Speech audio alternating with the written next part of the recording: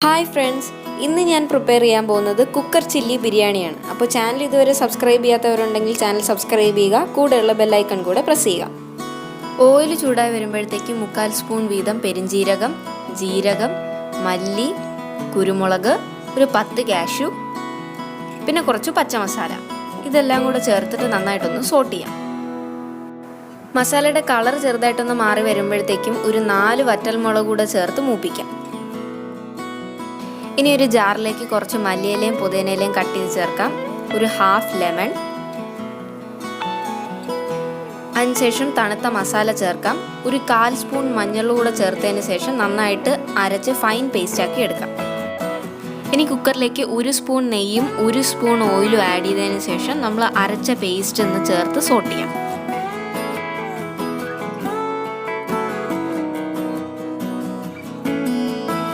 ആവശ്യത്തിന് ഉപ്പ്.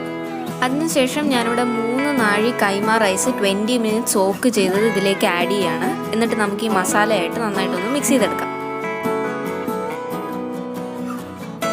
ഇതിലേക്ക് അരി വേകാനായിട്ട് ആവശ്യമുള്ള വെള്ളം ചേർക്കാം. ഇവിടെ ഞാൻ അരിയുടെ മുകളിൽ ഒരു 1.5 ഇഞ്ച് പൊക്കത്തിൽ നിൽക്കുന്ന രീതിയിലാണ് ചൂടുവെള്ളമാണ് ആഡ് ചെയ്തിരിക്കുന്നത്. ഇനി മീഡിയം ഫ്ലെയിമിൽ നമുക്ക് 2 വിസിൽ അരി കുക്ക് ചെയ്തെടുക്കാം. ഇനി ഓയിൽ ചൂടായി വരുമ്പോഴത്തേക്കും കുറച്ച് ഉള്ളിയും കാഷ്യൂവും കിസ്മിസും ഫ്രൈ ചെയ്തെടുക്കാം.